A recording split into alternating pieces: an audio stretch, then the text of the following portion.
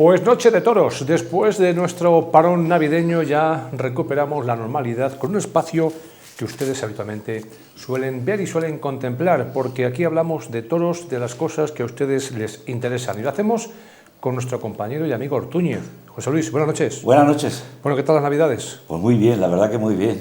Ha sido unas Navidades. Yo quería que se fuera este año, porque por medios personales y demás.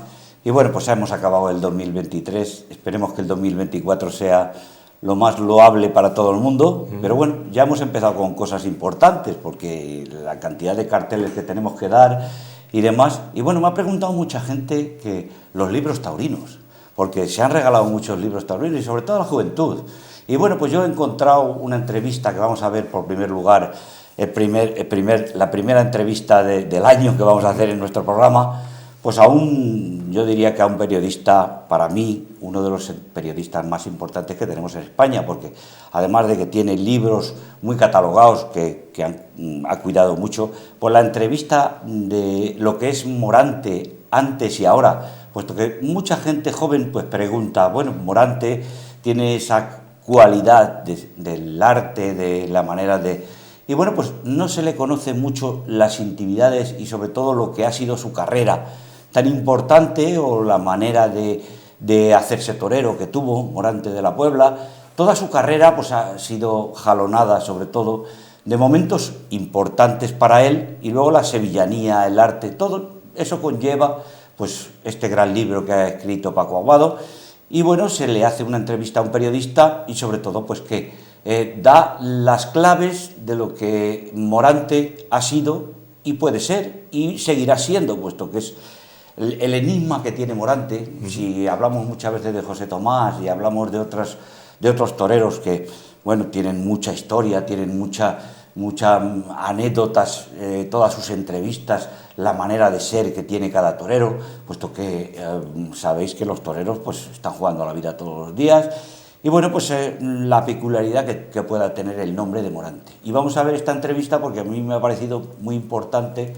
Se ha dado prácticamente a nivel nacional y bueno, pues es un periodista que ha indagado y ha estado ahí haciendo todo lo que Morante tiene que decir en este mundo del toro.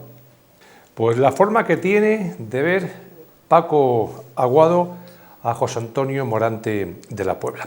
Oye, Ortúñez, tenemos que hablar de un hecho luctuoso porque ha fallecido, todo el mundo le conoce por un humorista, sí. Siempre humorista que en su momento pues era espectacular, todas las semanas en todas las televisiones. Aquellos cassettes, si sí, os acordáis. Hablamos de Arévalo, de Paco Arévalo. De Paco Arévalo, que pero en realidad, antes que humorista, ¿qué fue? Fue torero cómico, porque su padre fue el legendario Paco Arévalo, que llevó el bombero torero muchísimos años. Fíjate que he indagado en las fuentes, por ejemplo, de la Plaza de Toros de Medina, que como sabéis este año se celebra 75 años, y bueno, pues he indagado completamente y he visto en 31 ocasiones vino el auténtico bombero torero.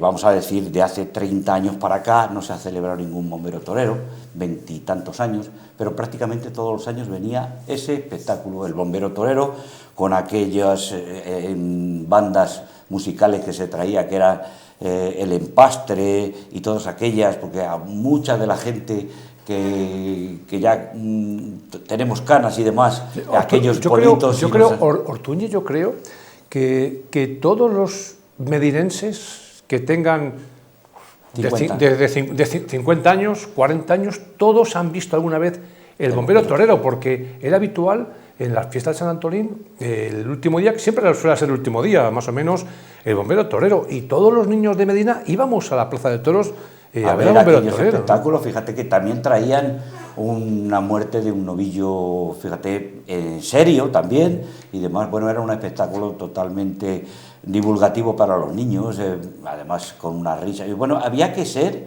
en cierta manera, había que ser un torero cómico, había que estar ahí haciendo aquellas diabluras con las vacas y los novillos y algún torero famosísimo. Fíjate que el otro día vi una entrevista de Ortega Cano y bueno, pues en sus inicios fue con el bombero torero durante una temporada.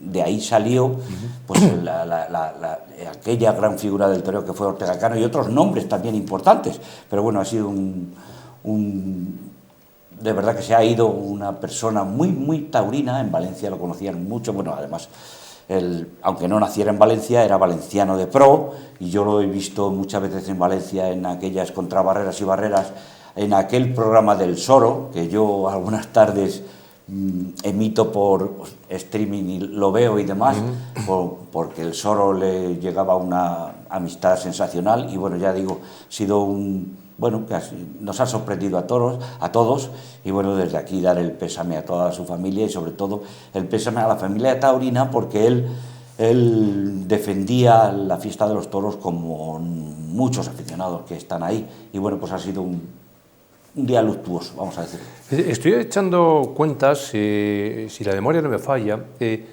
estando Simón Caminero de empresario en la Plaza de Medina, creo que fue de los últimos años, y si no fue el auténtico bombero torero, una ramificación con los enanitos, porque creo que era el bombero torero, pero luego ya eran como los enanitos toreros o algo así. Quiero recordar que con Simón Caminero... A lo mejor era otro espectáculo, pero el bombero torero fue el que dio ese salto tan importante, fíjate, de los años 30, o sea, antes de la guerra y después de la guerra, que fue cuando el bombero torero se consolidó en muchas de las plazas, en plazas de primera categoría. Yo me imagino que ha recorrido todas las plazas de España, porque era casi obligado en todas las plazas un festejo del bombero torero cómico. Y hasta en América. Yo he indagado un poco en lo que ha sido la historia del bombero torero, y hasta en América ha actuado en México, en Ecuador, Venezuela, prácticamente ha traspasado allende de los mares, y ha ido también algún espectáculo de esos. Cosas que se han ido perdiendo, este espectáculo cómico, yo creo que ya ahora mismo ya no hay ninguno, además que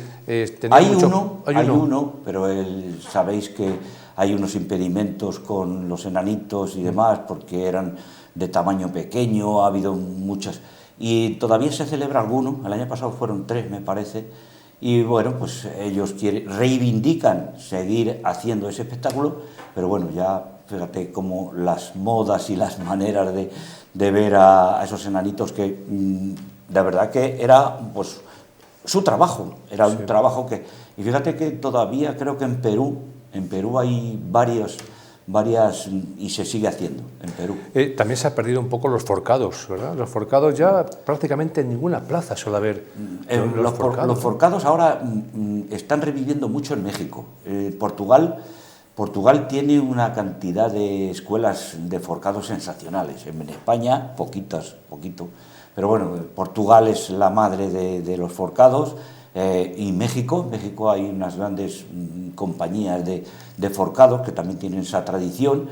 Y bueno, pues en Portugal la verdad que es todos los espectáculos de rejones que se celebran en Portugal tienen sus forcados, y es una tradición que ellos cuidan, miman, y sobre todo pues tienen esa tradición tan importante, porque es que no es lo mismo verlo como lo vemos los españoles, como la tradición. Yo lo he visto mucho en Portugal, porque fui con un rejoneador portugués, y bueno, yo lo he visto, y eso hay que amarlo, durante muchos años. En las Islas Azores hay una escuela de forcados a partir de creo que son 10, 12 años, y de ahí salen un montón de forcados, y de los amadores de Portugal, de Lisboa, de Oporto.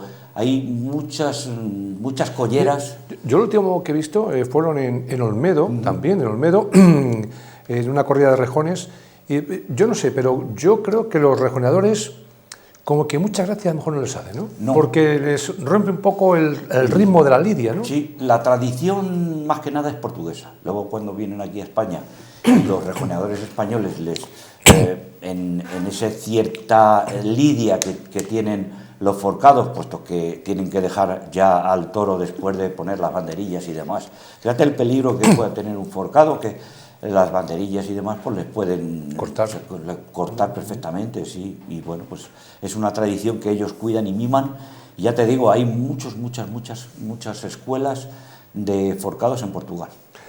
Ortúñez, antes me decías, cuando estábamos preparando el programa, vamos a ver imágenes de una plaza guadalupana. ¿Por qué? A ver. Bueno, porque mira, yo durante este invierno, pues he visto alguna corrida y demás, y sobre todo pues que las retransmisiones de Onetoros pues han sido desde allí, y ha habido corridas de toros, y la despedida de Pablo Hermoso de Mendoza está siendo, yo diría que un acontecimiento en lo que es el México taurino. El otro día, en esta plaza que vais a ver, que es de Juriria, de Guanajuato, en una plaza de toros guadalupana, pues el pasado día 4 de enero, pues con toros de Garcias, que vais a ver los toros como, la verdad, embistieron, y para mí ha sido una de las más importantes corridas de toros que ha hecho Pablo Hermoso, con el Zapata y con Francisco Martínez, pues fue un total acontecimiento. La estuve viendo y bueno, pues me llegó, me impresionó tanto la manera de querer y de estar con Pablo Hermoso de Mendoza, porque todo México está queriendo una despedida. Sabéis, y os dijimos ya el pasado año, que la México va a abrir sus puertas. No está todavía, la temporada no está todavía hecha, pero bueno, se cree oportuno que Pablo Hermoso de Mendoza se va a despedir en la México. Pero bueno, está dando unos espectáculos sensacionales. Y en este caso vamos a ver los toros de Garcias en Juriria, en esta gran corrida de toros que para mí, tanto el Zapata como Francisco Martínez estuvieron muy bien. Son dos matadores de toros mexicanos importantes, y sobre todo la actuación de Pablo, que para mí rayó una altura sensacional. Pues Ortuñi, llevamos 11 días de este nuevo año y ya conocemos muchos carteles del año 24, ¿eh? Ya de no muchas muchos, plazas. Ya no muchos, sino muchísimos. Se Sí. está hablando de las ventas, se está hablando, sobre todo, ya carteles. Fíjate, en Briruega, la Feria del Milagro, pues un cartel el 9 de marzo con Manzanares, Fernando Adrián y Roca Rey. Y Fernando Adrián, que luego veremos un reportaje de lo que fue el año taurino de Fernando Adrián, porque ha sido la eclosión absoluta de la temporada pasada. Pues fíjate, hablamos de Briruega, una de Rejones con Cartagena, Aventura y Lea Vicen, el 9 y el 10 de marzo, en Valdetorres de Jarama, el 27 de abril, por cierto. Rafael Ayuso es el que lleva la plaza de toros de Valdetorres de Jarama. Va a haber una mixta para mí con un cartelazo importantísimo. Pues fíjate que en Valdetorres de Jarama actuarán Ventura, Fernando Adrián y Marco Pérez, con toros de los Espartales, con Domingo Hernández y con novillos de los Eulogios. O sea, es una corrida mixta en Valdetorres de Jarama sensacional. En Arenas de San Pedro, el 24 de marzo, una corrida de toros de Garci Grande para Emilio de Justo, Juan Ortega y Roca Rey. Fijaros qué cartel tan imponente, con toros de Garci Grande. También sabéis la Feria del Aficionado de San Agustín de Guadalix, que sabéis que es una feria de corridas duras importantísima, que también ha dado carteles. Serán el 27 y 28 de abril, con Morenito de Aranda, con Damián Castaño, con Sergio Serrano, con Sánchez Vara, con Ángel Sánchez, Francisco Montero, y con toros de Pala y Conde de la Corte, y con toros de Dolores Aguirre. O sea, sabéis que San Agustín de Guadalix lleva corridas duras, vamos a decirlo. Es un pueblecito al lado de Madrid, con un condimento sensacional, una gran feria. Habrá una novillada con novillos de Isaías y Tulio Vázquez y el Raso de Portillo, 3 cada uno, con Joao de Alba y Miguel Andrade, que serán los novilleros que matarán esta novillada. Y es una gran feria la de San Agustín de Guadalix. Y luego ya se han dado los carteles, porque no lo pudimos dar el año pasado, como vamos a decir, la de Olivenza, una feria para mí sensacional, porque será el 1 y el 3 de marzo. El viernes 1 habrá una novillada con Carlos Domínguez, Sergio Sánchez y Sergio Domínguez, que son el Mella, que son los 3 novilleros extremeños, con una ganadería que está dando mucho que decir. Novillada La Cercada también. El sábado 2 actuarán 3 figuras del toreo, como son Manzanares, Talavante y Roca Rey, con toros del puerto de San Lorenzo. Y luego el 3, tanto la matinal como la de tarde, fíjate, la novillada matinal de por la mañana, con 4 novilleros, 2 de ellos debutarán con caballos. Uno es Manuel Román, que es el que lleva Carlos Zúñiga, Marco Pérez, que vamos a decir ya del nombre de Marco Pérez, y luego estarán Zulueta, que hará su debut con caballos, era el novillero sevillano que está dando mucho que decir, y luego Tomás Bastos, que también debutará, y la novillada será de Talavante. Y luego por la tarde, pues Morante, Juan Ortega y Roca Rey con toros de García Jiménez, o sea que es, como siempre, una tradición importantísima que en Olivenza empiece el pistoletazo de salida de las grandes ferias. Y luego pues tenemos otros muchos carteles que se han dado. Se está hablando mucho de las ventas, y bueno, pues hablaremos un poquito luego de las ventas, pero vamos a ver ahora lo que fue la temporada de Fernando Adrián. ¿Por qué? Porque se están ya confeccionando muchos carteles y, hombre, si el año pasado pues prácticamente no entró en esas ferias tan importantes y fue a base de sustituciones, este año ya se está viendo que Fernando Adrián va a entrar en las grandes ferias. Y bueno, pues como reflejo vamos a ver este minuto y medio de lo que fue la temporada de Fernando Adrián, porque para mí fue el auténtico triunfador de la temporada del año pasado, junto con Roca Rey y otros toreros, Juli que se despedía, pero en definitiva la gran revelación de la temporada fue Fernando Adrián. Pues entramos en la recta final y tenemos que hablar de un desafío ganadero, Ortúñez. Sí, el desafío que se está hablando de las ventas, porque fíjate que hablábamos antes de las ventas, pero se están dando ya en los medios de comunicación, portales taurinos y demás, se están dando algún cartel ya para la feria de San Isidro. Y fíjate que en el caso de Talavante y del Juli, sabéis que Talavante tiene una gran ganadería, le están saliendo ahora de momento novillos muy buenos, al igual que al Juli, y bueno, pues ellos dos han creído oportuno que se haga un desafío ganadero por parte de sus dos, o sea, cada uno tiene su ganadería, y van a competir, vamos a decirlo, en este modo ganadero ahora, y van a ser los que se van a lidiar en la final de las novilladas nocturnas. Eso ya está prácticamente pues cogido ahí, y la empresa de Madrid pues está hablando con prácticamente todos los toreros. En el caso de entrar prácticamente todas las figuras del toreo, Roca Rey está casi puesto mucho, Fernando Adrián creo que actuará 2 tardes, toreros de mucha relevancia. ¿Qué vamos a hablar de Roca Rey? Si en San Isidro Morante, se están haciendo negociaciones con Morante también para Madrid. Lo que no sabemos nada prácticamente es de Sevilla, porque Sevilla siempre, la empresa de Sevilla siempre deja huecos para toreros que han salido este año, como son Borja Jiménez.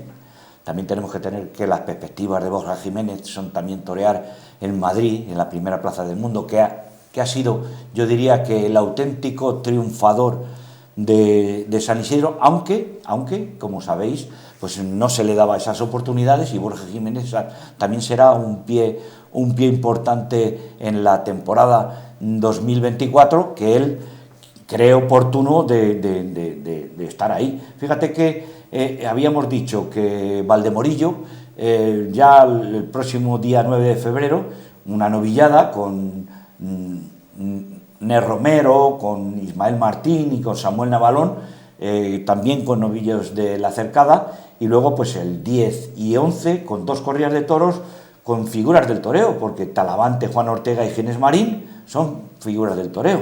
Pereira, Ureña y la alternativa de García Pulido, pues es una expectativa sensacional. También tenemos que decir que este próximo sábado empieza ya el Bolsín taurino de Ciudad Rodrigo. Fíjate que en una ganadería importantísima, el Bolsín pues se va a dar a conocer antes de ir al Conde Rodrigo, donde se celebran prácticamente todas las eliminatorias, pues va a ir a la ganadería de Madrid. Y bueno, pues la verdad que estamos a la expectativa de que sea un Bolsín, yo diría que espectacular, porque los nombres pues son nombres destacados. Y bueno, he hablado con algún aficionado importante de Íscar, el único vallisoletano que va a participar en el Bolsín taurino de Ciudad Rodrigo. Luego hay nombres importantes de Salamanca, de Andalucía, importantes. Yo diría que el Bolsín taurino de Ciudad Rodrigo este año va a crear, sabéis, y hablamos mucho de las escuelas taurinas y de que muchos toreros, pero en el caso, por ejemplo, de este chavalito de Íscar, me han hablado muy bien del arte que atesora y de el que es un poco distinto, no está en ninguna escuela, es un poco distinto a cualquier otro novillero, puesto que le llega de dentro y demás. Y luego, pues, ¿qué os vamos a decir de la gran feria de Ciudad Rodrigo? Porque Ciudad Rodrigo ya, Dios mediante, dentro de un mes, prácticamente el 10-13 de febrero, pues le tenemos ahí con ese festival importantísimo, la novillada, que la novillada está dando mucho que decir, puesto que Valentín Hoyos, Manuel Caballero y el Mene van a hacer yo diría que una gran novillada en el coso mirovirguense. Y bueno, pues esas son las expectativas que tenemos, porque la verdad que se está hablando mucho de Madrid y seguramente que los carteles de Madrid van a ser, yo diría que importantes o importantísimos. Se está arreglando la Plaza de Toros de las Ventas también. El otro día estuve hablando con un aficionado de Madrid que vive muy cerca de las Ventas y demás, y se han celebrado cosas importantes en las Ventas durante este invierno, se celebran charlas y demás. Y luego pues hablaremos de Medina, porque tenemos que hablar mucho de Medina. Esta temporada tenemos que hablar mucho de Medina porque habrá que decir al ayuntamiento que hay que celebrar un 75 aniversario de nuestra Plaza de Toros de Medina, con yo diría, con esa relevancia que tiene el que nuestro coso ya haya cumplido 75 años. Por supuesto que sí. Tenemos que concluir y vamos a hablar de México. Sí, porque en definitiva hemos hablado antes de Pablo Hermoso, pero este festival, pues con nombres, fíjate, Pablo, Guillermo, El Capea, Juan Fernando, Miguel Aguilar, y luego vi un becerrista que es familia de los Espínola, Javi Espínola Rivera, los dos apellidos son muy taurinos, muy jovencito, y la verdad que me llegó porque ahora mismo México atesora pues grandes matadores de toros, novilleros que tienen una proyección sensacional y cuidan mucho a los becerristas. Y en este caso es un festival que se celebró en San Miguel de Allende, y la verdad que tanto los novillos como los dos rejoneadores, Pablo y Guillermo, tuvieron una actuación destacadísima. Y luego pues vimos el Capea, Juan Fernando, Miguel Aguilar, que son matadores de toros ya que están toreando mucho en México, y el joven becerrista Javier Espínola Rivera, que apuntaremos este nombre puesto que con la poca proyección o poca que tiene todavía, aunque de ilustres nombres de toreros mexicanos, pues tiene una proyección sensacional. Pues Ortúñez, con estas imágenes que nos cuentas vamos a concluir. Es una plaza de toros, ¿no? Sí, muy bonita, la verdad. San Miguel Allende, yo tengo un buen recuerdo, y la verdad que en San Miguel Allende, matadores de toros importantes que han toreado prácticamente en todas las ferias. Y qué vamos a decir de la México taurina, porque ahora mismo Aguascalientes se están dando carteles importantísimos, también en la Colombia taurina, Mérida, y bueno, pues es lo que podemos hablar hasta el momento, pero se están prácticamente todas las ferias importantes se están confeccionando.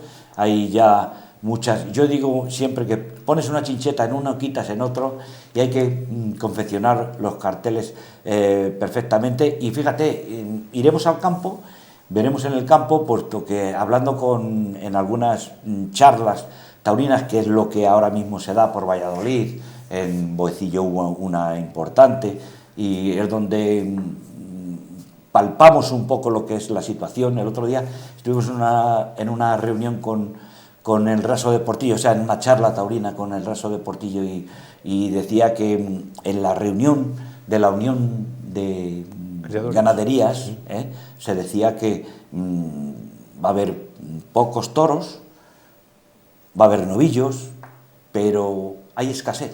Y fijaros que hay mucha gente que ya está negociando para sus ferias y hay que...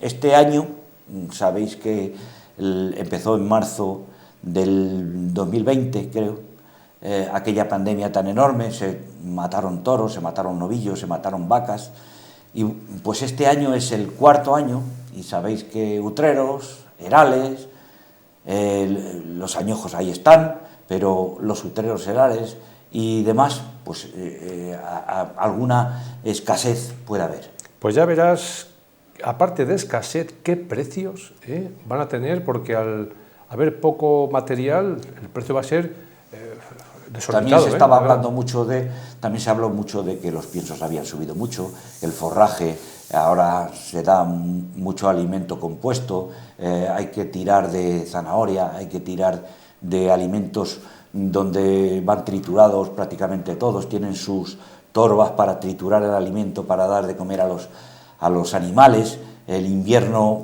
pues está siendo duro también, y bueno, esperemos que todo vaya bien, porque el campo es la verdadera ecología del toro, y es de donde nacen todos los espectáculos taurinos importantes que se dan en España.